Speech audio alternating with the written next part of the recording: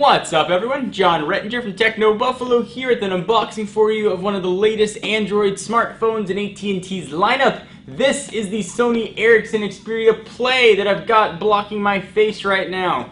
This guy brings a lot of fun stuff to the table. Let's go ahead and get her unboxed.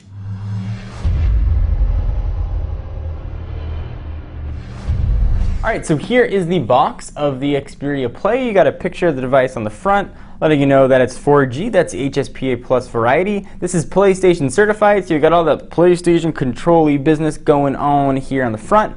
We saw this guy first launched on Verizon, now we've got it on AT&T, so it should be a very familiar package. On the back, you get some more info on what it can do. 4G, gaming phone, dual cameras, it's Android, 4-inch touchscreen. Alright, great. Let's go ahead and rip it open out of the box. We'll run through all the specs and all that goodness. You know how it works here. Alright, take it out. We've got some quick start guide. I don't know, do you guys read these? Kind of like to hear what you have to say, but I don't. So we'll push that off. Here is the phone. We'll go ahead and slide that out of the box. Xperia Play. Push that off for just a moment. See what else we're going to have in the box. There's a lot of business here in this box. Very busy. Alright, so from a battery standpoint, I believe we are looking at a 1500 milliamp hour battery. And we are indeed looking at a 1500 milliamp hour battery, 5.4 watt hours. So we've got that. Push that off to the side. There's the wall charger, pretty standard. It's a rectangle with a USB cord in. Of course, that's going to charge micro USB. We've got a pretty decent looking pair of headphones here, actually. You know, Sony is known for making nice headphones, so those are going to be included with some ear gels for your listening comfort. We also have a charging cable, so there is that.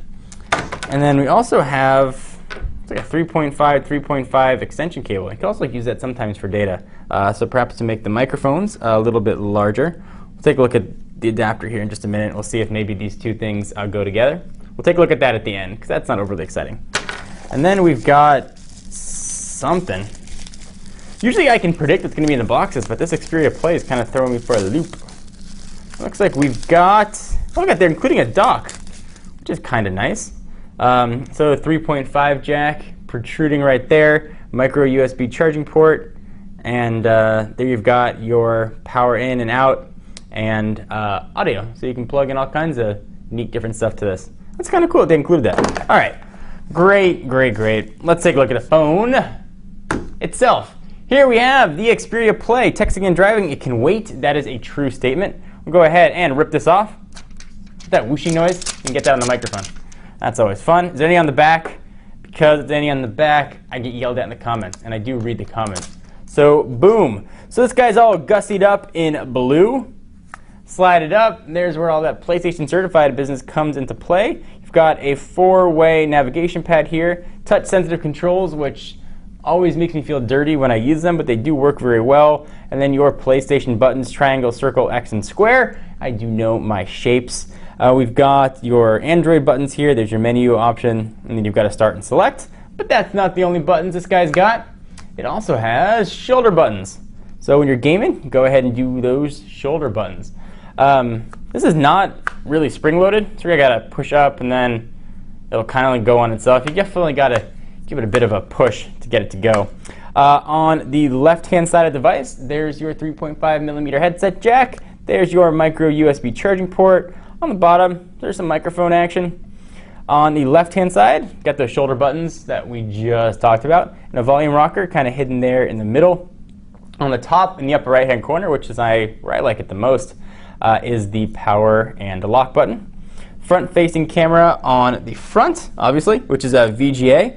On the back is a 5-megapixel camera, LED flash, 8x digital zoom, and autofocus. So it'll autofocus in and out, depending on what you're doing. I've got, of course, your Android buttons here, which aren't the normal Sony buttons that we see on a lot of their phones, the Xperia Arc, for example. These are normal Android looking, all 4 of them.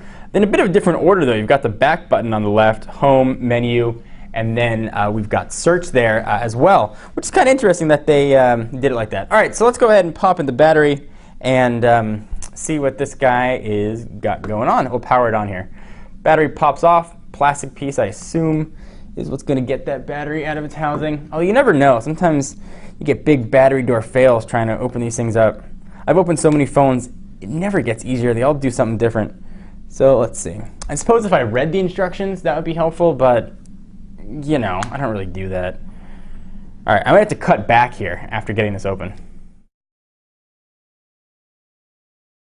All right, so that was probably one of the more difficult backs to get off, but we do have that off. So we go ahead and pop in a battery here. Go ahead and slide that on in. You can already hear the jokes in the comments.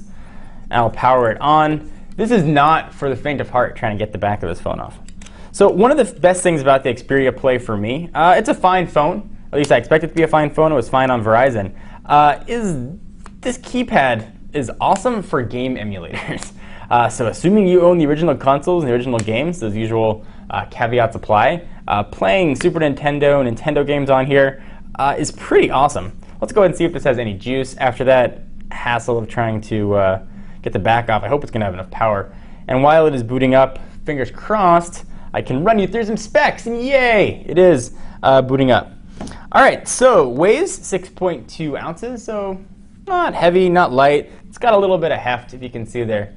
It's got a nice amount of junk in the trunk, but not enough that you're going to like turn your head twice and be like, wow, that phone needs to go on a diet, or that phone should stop wearing spandex. If you saw this phone on the beach in a two-piece, you probably wouldn't think anything about it. So it's running Android 2.3, micro SD card up to 32 gigs, pretty standard. I would take the back off here. We could see if it came with one, but I'm not even going to try that again. 5 megapixel camera we talked about. It's being powered by a 1 gigahertz single core Snapdragon processor, so it should have a decent amount of juice, not a juice, but power to let it do what it needs to do. VGA front-facing camera, slide-out gamepad, and 512 megabytes of RAM. You can see a little bit of that sort of Mediascape-ish interface they have here. Let's let it do its load up and boot up thing. Please insert your SIM card, restart your phone. I don't have a SIM card in there, so I'm not going to restart my phone. But you can see some of what the custom interface they have here is. It's a bit unique. If you go ahead and do that, you can see all the widgets that you have selected. You can move them around. It's nice. It's not my favorite. It's relatively heavy. I do like the dialer, though, they put on here, so keep that in mind. Under applications, let's go ahead and see what we've got. We should have all the PlayStation Store stuff here. Crash Bandicoot is one of their highlighted games. You scroll from left to right on this one.